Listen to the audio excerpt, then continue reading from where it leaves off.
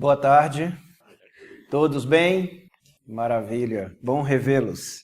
Nosso estudo de hoje, a pedido da nossa irmã Elaine, muito interessante. Primeira vez que me pedem para falar desta forma, e aí gera uma complexidade muito bela depois dos estudos, do nosso posicionamento perante a vida, né? Então ela pediu que falássemos sobre o nosso testemunho perante o Senhor da vida. Quem é o Senhor da vida? Quem é que dá vida e dá vida em abundância a tudo que há, não só na Terra, mas no universo que nós não temos noção como ele é. Mas a nossa vida, podemos dar um testemunho perante a Ele, considerando o patrimônio que recebemos, né, enquanto seres inteligentes da criação? E nesse estudo nós vamos observar alguns significados, é importante a gente recorrer ao dicionário, né?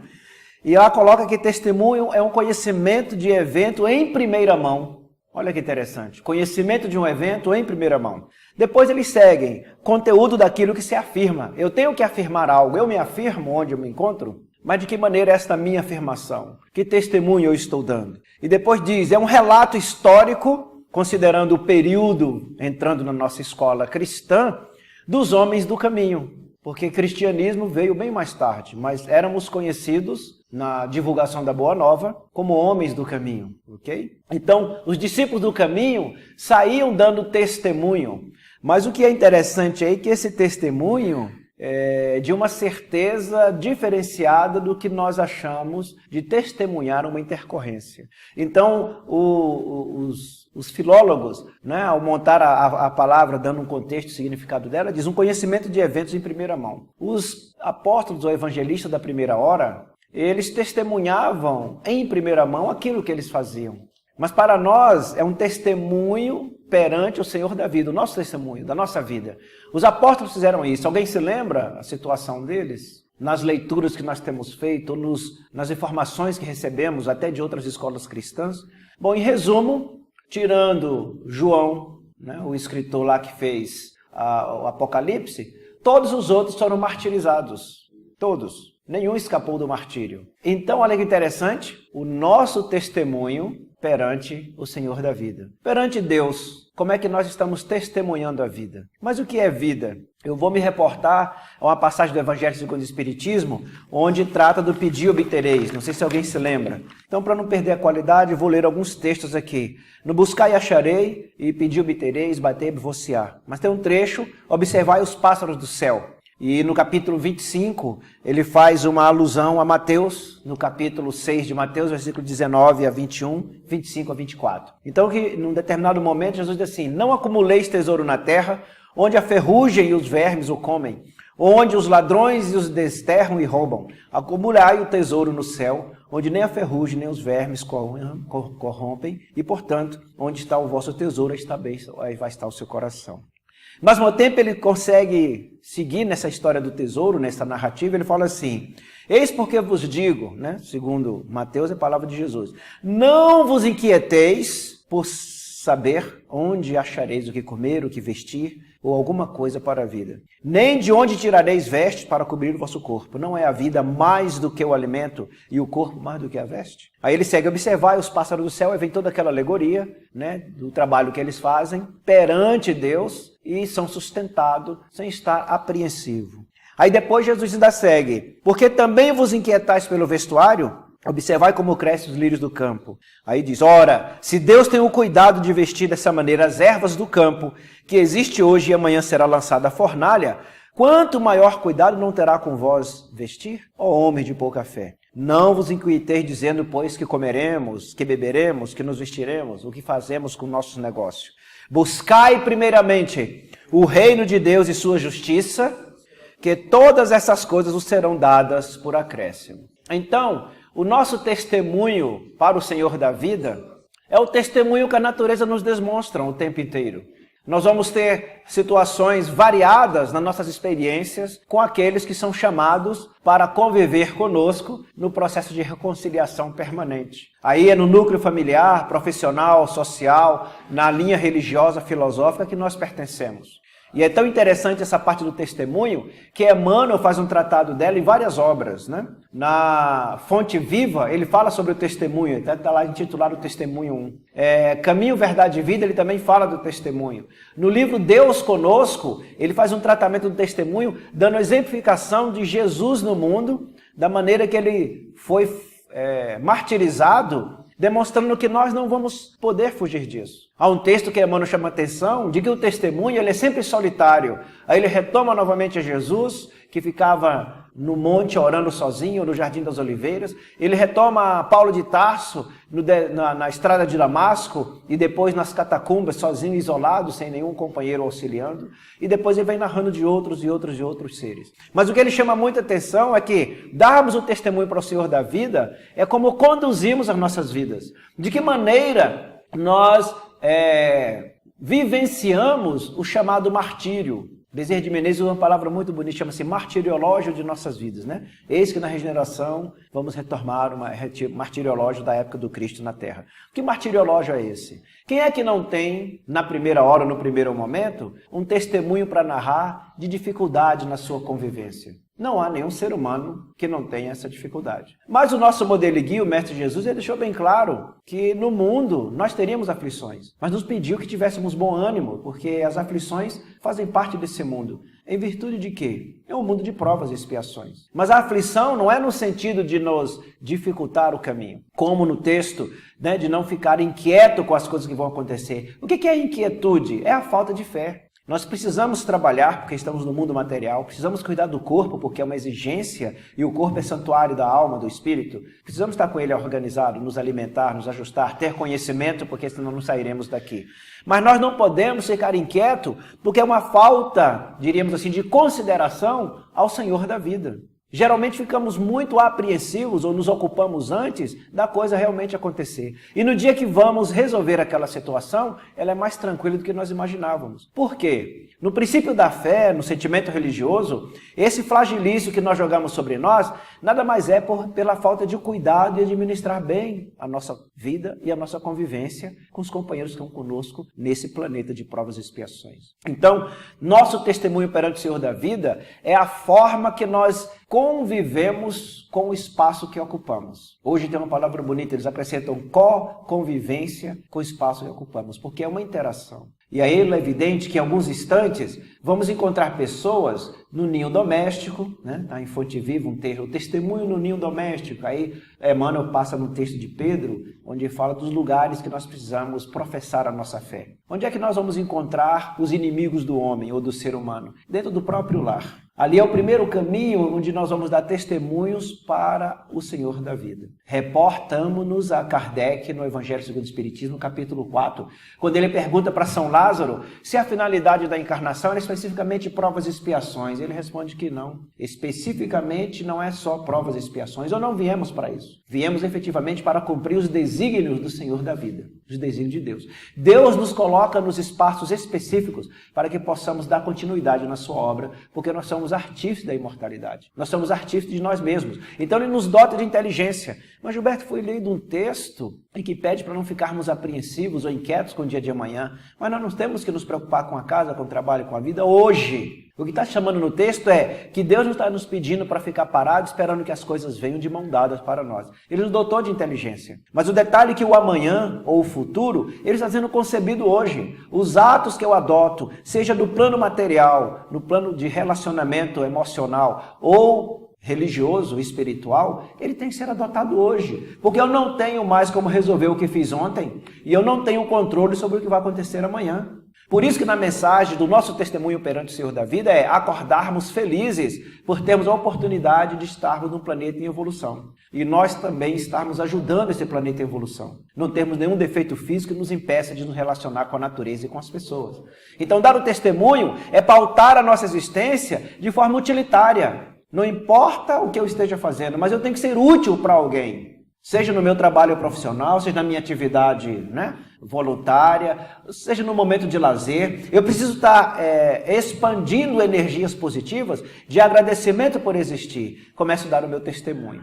E aí o verdadeiro testemunho, que aí Emmanuel fala do deserto de Jesus, o deserto de Paulo de Tarso, é o momento de encontro conosco mesmo. A leitura que o irmão fez anteriormente aqui. É muito fácil nós fazermos uma análise para a determinação de outro tomar certas atitudes. Mas nós não estamos no mundo para isso, né? O nosso objetivo primordial é cumprir uma finalidade que Deus nos impõe. Saindo da finalidade, aí vem a necessidade, porque em alguns momentos cometemos equívocos nas nossas existências sucessivas. A vida é uma só. Então nós pedimos para ter um reencontro, para podermos pagar aquele ceitil e sair daquele transtorno que nós mesmos geramos. Então, queridos, o nosso testemunho perante o Senhor da vida é viver. Mas o que é viver? No Evangelho mesmo diz, procurai as coisas de Deus e a sua justiça e tudo vos será acrescentado. Tem gente que fica sem saber o que é isso. Como é que tudo é acrescentado? Imaginemos alguém inquieto, apreensivo. Quando nós estamos nervosos para resolver alguma coisa, surge alguma criatividade na nossa cabeça? Não surge. Parece que as coisas ficam piores.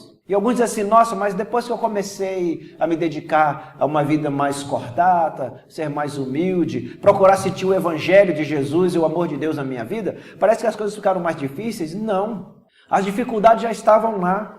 Nós que tínhamos uma venda nos olhos e não observávamos aquele obstáculo na nossa frente. A partir do momento que deixamos o egoísmo e o orgulho de lado, nos tornamos mais humildes e mansos de coração, aí sim a nossa prova começa a surgir. Porque nós começamos a perceber as questões que são colocadas na nossa frente. Aí aquele companheiro que tem um comportamento tanto arredio ao nosso lado, começamos a perceber que determinadas necessidades para nós não faz parte da nossa vida. Vamos parar de participar de determinados eventos, não porque não nos querem lá, porque aquilo não nos agrada. Porque naquele momento verificamos que o valor da vida ela tem um sentido primordial. Quer sermos artífice, como diz o Evangelho segundo o Espiritismo, no capítulo 6, item 5, Cristo Consolador, né? Que nós somos artífices da nossa imortalidade. Ou seja, nós somos o pedreiro, o engenheiro, o arquiteto, o pintor, o eletricista. Somos nós que modelamos o que nós desejamos seguir. Por isso que o Criador nos dotou de inteligência. Nos deu a vida e nessa vida nos deu uma série de existências. Por isso daquela fala, né, de Jesus lá sobre nascer de novo, e o homem teve dificuldade, como posso eu voltar ao ventre da minha mãe?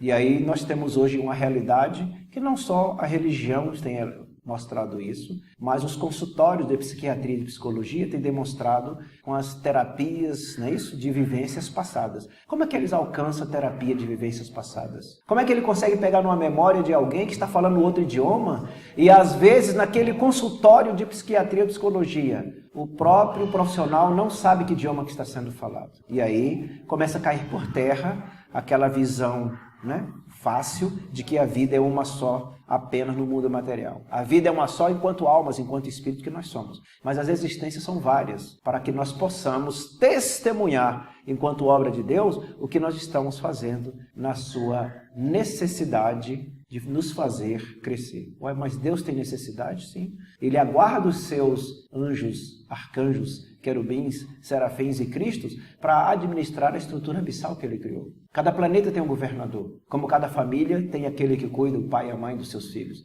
Então nós estamos no caminho que precisamos resolver em nós mesmos algumas questões, dando testemunho de quê? Do amor que foi colocado em nós. O nosso testemunho da nossa vida perante Deus é o amor. Por isso que Jesus deixou bem claro que no processo de religiosidade não é o fato de levantar uma bandeira filosófica, cultural de uma religião, mas ele fala de um sentimento, que é amar a Deus sobre todas as coisas e o próximo a ti mesmo. Então nosso testemunho perante o Senhor é dado no testemunho que nós fazemos perante aqueles olhos que trocam conosco todo instante em nosso cotidiano. Diga, meu querido, você levantou a mão? Era para não perder o raciocínio aqui.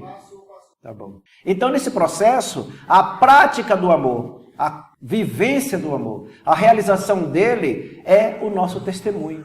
A manifestação de Deus no mundo e nas nossas vidas se dá no instante que um trabalho é realizado em benefício do próximo. Mas quem é o primeiro próximo? Voltemos para a palavra testemunho. Testemunho é algo que você tem conhecimento em primeira mão. Quem sou eu? E o que sou eu? São duas perguntas que precisamos fazer. O que sou eu? Um ser imortal.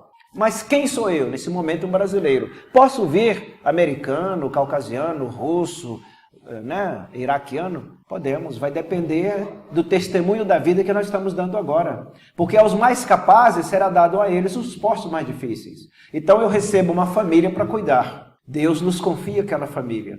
Mas naquele momento Ele está nos capacitando a assumir coisas maiores. Como é que nós daremos esse testemunho? Aí, além da família nuclear, biológica, Deus nos dá a família profissional. Como é que nós nos relacionamos e ajustamos os possíveis conflitos no meio daquela família profissional? Depois Ele nos dá a família social, que são aqueles que moram na nossa rua, no condomínio do nosso prédio, onde nós residimos, né? E aí Ele fica observando como é que nós nos relacionamos com aquela família social. E mais na frente, Ele nos dá a família religiosa. Aí não importa a denominação, seja católico, espírita, evangélico, budista, não importa. É uma família religiosa. E fica nos observando como é que nós agimos naquele espaço. Aí interessante, na família biológica nuclear, na família profissional, na família social, que são os vizinhos que eu encontro na rua, e na família religiosa, eu tenho formas de agir diferente? Eu não estou dando meu testemunho para o Senhor da vida. Porque a vida não é uma só. Os pássaros não cantam para os certos, os errados, os acordados, os surdos, não cantam igual. O sol não nasce para todos, não nos iluminam. Por que nós temos diferença de tratamento em espaços distintos? O que está acontecendo conosco? Não estamos sendo os artífices da imortalidade. O nosso modo de amar, ele está sendo um processo, se transforma em algo negocial, é o gostar. Não, aqui no trabalho eu tenho que me importar desta forma. Ali na fila da padaria do banco é de outra forma. Lá no lazer, com meu vizinho, é de outra forma. E lá na igreja, na mesquita, na missa católica, no centro espírita, eu vou agir de outra forma. Deus não quer isso da gente. Por que Ele não quer? Voltemos a Jesus. Ele diz assim, está até escrito aqui, que nós somos o sal da terra. O que é ser o sal da terra? O que é ser o sal da terra? É temperar algo. O que tempera dá sabor. Se não sabe temperar, você gera um desequilíbrio. Como é que o sal muda de sabor na casa espírita ou na igreja? Muda de sabor na padaria, na fila do banco? Muda de sabor lá na empresa e muda de sabor na vizinhança? Tem algo errado com esse sal. Vós sois a luz do mundo. Não, Deus não acendeu luz para ficar debaixo de alqueire, de monturo, nas sombras. Aí a nossa luz, em alguns momentos, é sombra, porque em determinado local temos uma atitude. Aqui vamos tentar fazer-a brilhar no coração dos irmãos que chegam. Mas na fila do banco, ou lá na lanchonete, quando não nos atendem bem, essa luz já muda o seu brilho. Então, para nosso testemunho da nossa vida perante o Senhor, é um testemunho de amor. Inicialmente por nós, porque nós temos que procurar o nosso deserto. Aquele rapaz que procurou Jesus e questionou o que fazer para ter a vida eterna, e diz, inicialmente, para alcançar isso, deve conhecer a ti mesmo. E no momento que se conhecer, conhecereis a verdade vos libertará. Então nós vamos ver o Deus em nós, que é o entusiasmo no íntimo, quando tivermos a calma, não ficarmos inquietos, como está lá na passagem do Evangelho, buscai e achareis, mas quando nós buscarmos em nós esse próximo que se encontra vilipendiado, machucado, a caminho de Jerusalém. Aquele homem caído que o samaritano foi ajudar, somos nós mesmos. Nós estamos caídos, cheios de feridas. Né? O vizinho incomoda, o patrão incomoda, o governo incomoda, o político incomoda, o vento incomoda, o calor incomoda, tudo nos incomoda. Nós estamos deixando de dar o nosso testemunho. A partir do instante em que há aquilo que Paulo de Tarso diz, não sei se sou eu que vivo ou se é o Cristo que vive em mim. Muita gente tem uma confusão enorme, mas ele está dizendo que incorporou Jesus? Não, gente, o Cristo é o princípio do amor. Ele adquiriu tanta mansuetude e humildade que era isso que ele estava chamando a atenção. É um título. Por isso que Jesus falou, quem quiser vir após mim, negue-se a si mesmo. Porque a vida não é nossa ainda, a vida pertence a Deus, Ele que nos dá, Ele é o Senhor da vida. Quando Jesus veio ensinar, olha, eu sou o caminho, a verdade e a vida, ninguém vai ao Pai senão por mim, é para observar os exemplos dele. Jesus maltratou alguém em algum momento? Alguém tem conhecimento disso? Jesus falou mal da vida de alguém? Pensou mal de alguém em alguma circunstância? Não. O tempo inteiro, como testemunho de Deus na terra, fez da vida dele como servidor de Deus na terra, não é verdade? Palavra de Cristo, ele dizia assim, tudo que vos falo, tudo que digo e tudo que faço, não faço por intermédio de mim, mas faço por intermédio daquele que me enviou. Nós estamos no mundo para cumprir o desígnio de Deus. Que testemunho nós estamos dando neste momento? Quando estamos com nossos pais, nossas esposas, nossos filhos, nossos vizinhos, colegas de trabalho, não importa a maneira que eles se comportam, não é verdade? Se nós temos um testemunho perante o Senhor da vida, nós vamos passar pelo nosso deserto, engolir e guardar um possível incômodo que o irmão está dando em nós, que não é incômodo, ele está demonstrando uma dificuldade que nós ainda carregamos e vamos amá-lo. Nós não estamos no mundo para sermos amados, adorados, queridos. Nós não precisamos esperar isso de ninguém. Tanto que os grandes divulgadores do amor que o Cristo quis que a terra se transformasse, foram ou crucificados ou queimados, jogados para os leões. Ninguém escapou disso. Esta época mudou, mas hoje nós vamos ver o que? As perseguições ideológicas. Se alguém declarar em algum determinado local que ele é espírita convicto, porque tem alguns que diz que é espiritualista e corre por ali, eu também estudo o evangelho, mas eu sou espírita, sou espiritista. Aí tem alguns que utilizam adjetivos, eu sou espírita kardecista. Qual o problema? Que adjetivo é esse? Porque ser espírita já é difícil, kardecista é pior ainda. Porque ter a razão, o pensamento de Kardec, nós estamos muito longe. Eu não conheço. Eu ouço vários oradores, mas quando você passa para fazer a leitura do Pentateuco, os 5 livros que Kardec escreveu, você começa a ver uma estrutura de mentalização, de palavra, de fala, muito lógica. E nós não encontramos isso hoje. Então eu não posso ser um espírita kardecista. Eu estou com dificuldade de ser até espírita, quanto mais kardecista. Porque para ser espírita kardecista, eu tenho que saber fazer uma dedução, uma indução. E eu não posso ter nenhum preconceito, porque Kardec diz o quê? A doutrina espírita, ou a escola dos espíritos, vai receber a todos. Vai ouvir a todos. Todos os homens de todas as religiões poderão comungar dessa escola e depois retornarem aos seus espaços para de lá aperfeiçoar o seu fazer, o seu existir, o seu viver. E nós ainda somos facciosos, farisaicos, dividimos espaços e alguns de nós ainda nos consideramos como os melhores, os privilegiados da religião. Agora, quando nós passarmos pelo deserto, como Paulo de Tarso passou, Francisco de Assis, o próprio Chico Xavier, no isolamento de nós mesmos e olharmos dentro de nós as feridas que ainda carregamos e nos transformarmos num bom samaritano para ter piedade de nós mesmos e ouvir a mensagem de Deus no nosso coração, aí a partir desse deserto vamos ter todas as criaturas como nossos irmãos. Por isso que Jesus pediu assim, ide e evangelizai a toda criação. Toda criação. Jesus não disse pessoas. Por isso que dar o testemunho é ter um sentimento de afetividade tão intenso que se nós passarmos por uma planta, se ela estiver entristecida, ressequida por alguma coisa, ela vai vivificar. Se nós passarmos por perto de alguém que está passando mal, nós vamos tirar o mal daquela pessoa e jogar para dentro de nós. Lembra de Jesus? Quando a mulher sangrando tocou na veste dele? Ele, quem me tocou? Pedro, Jesus, deixa disso. Tem mais de 3.000 homens aqui, sem contar mulheres e crianças. Você vem perguntar quem ele tocou? Ele falou, não, mas esse toque foi diferente, porque de mim saiu virtude. Nós estamos no mundo para doar virtude, para doar sentimento. É nesse processo que eu devo caminhar. E aí, nessa linha, eu começo a observar assim, quando eu troco olhares com alguém, no momento que eu olho para a pessoa, como é que eu sinto a pessoa? Não é ela me sentir. Dar o testemunho ao Senhor da vida é sentir o próximo. Amar a Deus sobre todas as coisas e o próximo como a si mesmo. Eu tenho uma senha que é o afeto, é a ternura, é o amor. E aí vem um fator importante que é para o próximo, com o próximo. Nesse processo, o primeiro próximo, se eu não sei tratar as minhas feridas, eu terei dificuldade de tratar as feridas do outro. Aí começam os incômodos. Achar que aquele que está do meu lado atrapalha a minha caminhada. Não, ali ele está mostrando quem sou eu e o que sou eu. O colega de trabalho incomoda? O vizinho incomoda? O patrão incomoda? Então, peraí, meu amigo, não são eles que têm defeito, ok? Somos nós que estamos deixando de tirar o véu da ignorância, olhar para dentro de nós e dizer, não é que esses irmãos estão me lapidando para que eu possa estar de frente do Senhor da vida e servi-los como a árvore serve a todos nós, com sombra, com alimento, com o canto dos pássaros, com flores, com cheiro, com uma série de coisas. Então, nessa linha, nós precisamos ter em mente de que, no nosso evangelho, quando diz busquei e achareis, precisamos buscar dentro de nós aquilo que foi nos dado quando nós fomos criados simples e sem conhecimento. Apenas com a inteligência para nos modelar. De manter a nossa calma, de seguirmos à frente das intempéries, observar com um olhar de serenidade. Porque enquanto ser imortal, nada nos mata. Não é verdade? Nada nos mata. A alegria de ser espírita é saber que a morte não existe. Essa é a grande alegria. Lamentavelmente, os outros colegas cristãos não acreditam nisso. Embora são cristãos para serem salvos, mas não acreditam que são imortais. Nós somos imortais. Então a morte não existe. Existe a morte do corpo, como existe a morte da roupa. Então, nesse processo, perante a Deus o nosso testemunho é a vida em abundância.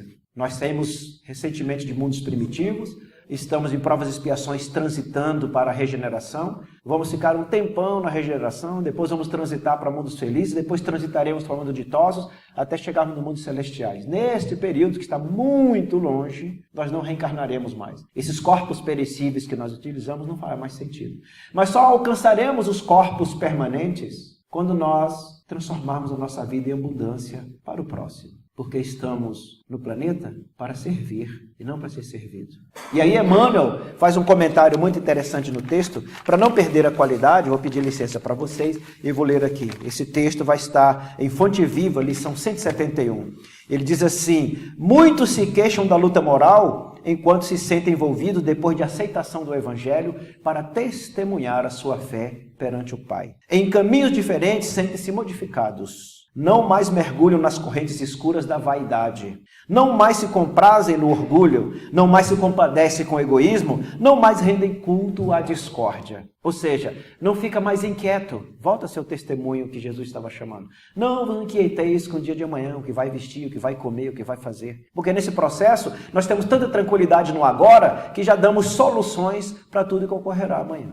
A administração adota isso, né? Chama-se planejamento. Nas empresas, o grupo senta numa sala, não é assim? E planejam. Os professores, que vai começar o ano, sentam numa sala e planejam, né, o conteúdo pedagógico, faz o plano de aula, tudo bonitinho, na véspera, para chegar no dia e executar. Se eu não faço esse planejamento, quando eu entrar na sala de aula ou sentar na minha mesa para desenvolver um trabalho, já estou comprometido. Se nós vamos numa oficina, se eu não der o diagnóstico para o mecânico de o que está acontecendo no carro, não vai consertar, não é verdade? Eu tenho que chegar lá e fazer uma narrativa. Olha, meu carro começou com ruído assim, foi perdendo força no motor, e daqui a pouco comecei a sentir um cheiro de combustível e tal. Aí o mecânico já começa a ter uma formalização. Olha, eu vou dar uma olhada, daqui a 3 dias você volta. Porque ele já fez um planejamento em que áreas ele teria que fazer uma análise. Agora, se eu disser para o mecânico, olha, eu estou sentindo um cheiro de combustível, ele vai olhar só uma área. Quando ele começar a analisar, ele arruma aquilo, devolve o carro, eu vou para casa, como eu não fiz uma análise correta, não testemunhei em profundidade como estava meu carro, eu volto a dizer depois até culpando o mecânico. Olha, você consertou, mas não resolveu nada. Por quê? Agora não é mais o cheiro de combustível, estou sentindo aqui que está esquentando muito. Mas era outra parte. Então, nós temos uma série de dificuldades em nós que passamos a projetar. Por isso que Jesus nos pediu termos um cuidado enorme. Qual foi? De evitar o pré-julgamento do próximo, porque estamos julgando a nós mesmos. E a grande dificuldade que nós temos é de olhar para dentro, para dar o testemunho da vida, que foi aquele jovem procurou lá, e ele insistiu, mas deixa eu ir ali resolver algumas coisas. Não, vai, vende tudo que tem, né? E depois você volta aqui e fica comigo. Não, deixa que os mortos enterrem os mortos. Não entendeu nada, não voltou, e muitos de nós não voltamos. Porque quando a coisa começa a acontecer, quando eu preciso deixar a vaidade do lado, o egoísmo e o orgulho, e na maioria dos casos, vamos ser vamos dizer assim, martirizados pela fé que professamos, pelo modo que conduzimos nossas vidas, né? Pelo desinteresse, pelo desapego, até dentro do núcleo familiar, muitos vão achar estranho. E aí a gente vai começar a perceber quem é que está sendo lapidado e quem está sendo lapidador. E o interessante é que é uma via de duplo sentido, né? Aquele que usa o cinzel para lapidar, ferir o coração do outro, comprometendo as suas mais caras afeições, ele também está sendo lapidado, ele não percebe. E principalmente se o outro fizer silêncio. Jesus fez isso com Pilatos, né? Quando Pilatos perguntou o que era verdade. Primeiro perguntou, tu és rei? Aí Jesus olhou para ele e falou assim, tu perguntou isso porque você sabe ou porque os outros disseram? Profundo isso, né? Nós vivemos no Espiritismo por causa do Chico Xavier? Por causa de Allan Kardec? Por causa da Joana de Ângeles? Ou nós estamos no Espiritismo porque temos um testemunho de vida para contribuir com a legião do Espírito de Verdade? Porque quando ele ajustou os 12, depois 72, depois os 300, e hoje são milhares espalhados no planeta, nós não temos noção do que isso significa. E muitos de nós, como diz Emmanuel num dos textos dele, queremos colocar um mito em Jesus. Mas ele não disse para ser um mito, não é verdade? Quando Jó se aproximou dele e chamou ele de homem bom, o que eu faço para te seguir? Ele falou, opa, quem te disse que eu sou bom? Bom é apenas aquele que me enviou na terra. Bom é apenas o Senhor da vida. Nosso Mestre Jesus, que é mansuetude, humildade e amor. E aí, em alguns momentos, nos arvoramos senhores de alguma situação, de alguma circunstância. Em alguns momentos, queremos dar lições de moral às outras pessoas. Jesus nunca fez isso. Jesus, nós devemos pagar impostos aos romanos? Eles têm uma moeda por aí, né? Que bonito isso, né? Nós fazemos isso no dia a dia. Dar testemunho do Senhor da vida é isso. Jesus dava o testemunho do amor de Deus. Traz a moeda. O que é que tem desse lado? E é tantas dracmas. E o do outro lado? É o rosto de César. Dai a César o que é de César e a Deus o que é de Deus. Tem uma narrativa muito bela de uma família que havia pintado. Olha o testemunho do Senhor da vida em nossas vidas. A família tinha gastado um dinheirão, pintou a casa, a sala de 2 ambientes, né? Isso saiu até no Momento Espírita. E a criancinha de 5 anos chegou lá, que viu aquilo, tinha ganhado os pincéis, pegou o pincel, já foi na parede pintar. Os pais tinham gastado um dinheiro enorme para pintar a casa, né? E aí o pai ficou olhando aquele desenho, achou muito bonito, chamou a mãe e mostrou o desenho que fez na sala, logo na sala de visita, no cartão de visita da casa. A mãe foi, atravessou o comércio, foi numa vidraçaria, comprou uma moldura bem bonita e colou no desenho que o rabisco que o filho fez. Colocou o nome do filho, colocou a data daquele desenho e colocou assim, uma casa incompleta. Nós transformamos a vida das pessoas que convivem conosco ou nós somos fonte de discórdia? Nós estendemos a mão, fincamos raízes, não interessa os espaços, porque Jesus pediu que nós levássemos o Evangelho a toda criação. Não há denominação religiosa, não há nível cultural, se é alfabetizado, se não é, se gosta da gente ou não. Ele pediu para a gente evangelizar. Evangelizar é amar. O testemunho de nossas vidas ser o Evangelho do amor. A experimentação nas nossas relações é da chamada piedade, compreensão, que a doutrina espírita diz o quê? Fora da caridade não há salvação. Aí Kardec, muito sábio, perguntou para os espíritos, mas o que é a caridade do ponto de vista do Evangelho de Jesus? Ele falou assim, benevolência para com todos, indulgência para as imperfeições alheias e perdão de todas as ofensas. Esse é o testemunho das nossas vidas perante o Senhor da vida. Deus não nos olha como delinquentes. Deus não olha para um criminoso no olhar de César, da lei humana, como um criminoso. Jesus não olha para um ser que cometeu alguma delinquência como um criminoso. Nós ainda olhamos para o próximo como alguém equivocado ou criminoso. Nós projetamos o que carregamos nas nossas feridas do homem caído na estrada para Jerusalém. Precisamos levantar em nós o bom samaritano. Aquele indivíduo que não faz acepção de pessoas, de circunstâncias, de momento. Mas no olhar íntimo, né, nós chamamos de introjeção. Todas as intercorrências da vida não é perguntar o para quê ou o porquê, mas é analisar o sentido daquela lição, para transformar como degrau de entendimento, para que possamos, em nossos desertos, que são as nossas aflições ou infortúnios ocultos, termos um sorriso nos lábios e ir lá estender a mão para aquele que tem um infortúnio maior do que o nosso. Aí sim, Deus percebe a nossa capacitação. Aí, independente do espaço que estivermos, seja no trabalho, no lazer, na fila de banco, na padaria, no trânsito ou no ônibus, ou no centro espírita numa igreja, o pulsar do nosso coração, que é a afloração do sentimento de amor, vai ter a mesma frequência. E aí sim, Deus vai estar conosco. Nesse processo, estaremos sendo coautores de sua obra, evangelizando vidas com o nosso modo de pensar, de sentir e de agir. Então, queridos e queridas, lembremos claramente do pedido de Jesus. Devemos procurar sempre amar uns aos outros como Ele nos amou. Por isso que Ele deixou bem claro que era um novo mandamento. Há uma discussão teológica, as pessoas gostam de palavras, né? Mas Jesus, depois de explicar toda a lei e o profeta, fazendo um ajuste do decálogo de Moisés, amar a Deus sobre todas as coisas e o próximo a ti mesmo, aí Ele deu logo no final uma informação muito linda. Olha, é muito simples. Daqui para frente, amem-se uns aos outros como eu vos amei. O que Ele queria chamar a atenção? Ele levou pedrada o tempo inteiro. Foi chamado de príncipe de Baal, ou de Baal-Zebul. Hoje, numa linguagem moderna, seria do demônio, do capeta, do chifrudo. E diz assim, não, eu não sou príncipe do chifrudo, eu não sou príncipe de Baal-Zebul. Um soldado não pode atirar no próprio pé, porque ele atendia dentro de uma regra que era proibida, né? No sábado não podia fazer nada. Diz, mas o homem é maior do que o sábado, não é isso? A vida é maior do que o corpo, o ser humano é maior do que a veste que ele utiliza. Então, um bezerro seu que caiu no buraco, você vai deixar ele morrer porque é sábado? Então, essas coisas que nós criamos, essas dificuldades de relacionamento, porque é uma bandeira, é um nome, é uma cultura, é uma pessoa, é homem, é mulher, é baixo, é magro, é negro, é rico, é pobre, nós precisamos, para dar testemunhos a Deus, agir de forma uníssona em qualquer espaço que estivermos. O oxigênio que está aqui nos alimentando é o mesmo que está lá na papuda nesse momento. É o mesmo que está entrando pelas folhas das árvores. É o mesmo que os pássaros estão consumindo. O oxigênio que nós respiramos, nós não vemos. O amor de Deus que está dentro de nós não vemos, mas ele pode ser sentido. Mas em que momento esse amor pode ser sentido? Na hora que eu preciso dar prova dele. Aí vem o testemunho. É no momento que, ao parecer uma agressão, na hora que meu coração tentar acelerar de forma diferenciada, eu vou desarmar de mim mesmo, descer da cavalgadura do egoísmo e do orgulho, pegar os meus olhos, meus lábios e meus braços e transformar no unguento e no lençol daquele samaritano cobrindo as feridas do homem que foi assaltado a caminho de Jerusalém. Nesse instante, estarei dando testemunho ao Senhor da vida. E o que vai acontecer? Nosso Evangelho diz que o Senhor da vida, Deus, sempre vai procurar os mais capacitados. E em cada instante, quanto mais Ele nos capacita, mais postos, mais difíceis Deus nos oferece para que a sua obra possa ser concluída no universo. Então, façamos de nossas vidas o Evangelho. Pautemos o nosso sentir como o Evangelho e os nossos atos perante o próximo como o Evangelho. Jesus em nenhum momento vilipendiou a inteligência, a capacidade ou a religião de ninguém, mas chamou cada qual para pensar sobre si mesmo e seguir em frente, independente da maneira que agia a sua vida, mas que procurasse agir de uma maneira melhor. Mas aquele que vem sobre nós procurar alguma coisa ou em algumas coisas tentar nos comprometer, o nosso modo de sentir e pensar sobre ele já é evangelizar. Porque o princípio da discórdia, como diz Emmanuel, já desapareceu de nós. O orgulho já não existe mais, nem tampouco a vaidade. Então o nosso nome, a calúnia, qualquer coisa que surgir, para nós vai ser tranquilo, porque sabemos que ali é o nosso deserto.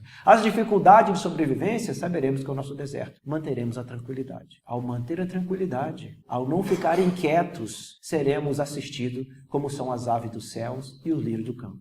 Porque Deus vai falar no íntimo do nosso coração e na nossa mente. E nós teremos criatividade e raciocínio para resolver qualquer questão, independente da cultura que nós temos. E aí, em qualquer ambiente, seremos chamados como bombeiros. Chama fulano, porque ele resolve qualquer conflito. Mas é porque nós já estamos ali, dando testemunho de que a nossa vida pertence àquele que nos criou. Se aquele que nos criou é amor, João 1, versículo 4, 1 a 4, ele diz: Deus é espírito e Deus é amor. Há que se amá-lo em espírito e em verdade, porque quem não ama não conhece a Deus. Então, queridos, façamos que Deus se manifeste. Jesus deixou claro que Deus está dentro de nós. O Espiritismo nos convida, pela obra da caridade, que nós coloquemos Deus para fora de nós. Mas de que maneira podemos fazer isso? Estendendo a mão àqueles que necessitam. Não importa a hora ou o momento, não importa a dor que sentimos, devemos ir ao encontro daquele que grita, daquele que sofre. Aí sim, estaremos dando testemunho de nossas vidas perante o Senhor da vida. O amor de Deus e a paz de Jesus estejam em todos os corações, hoje e sempre.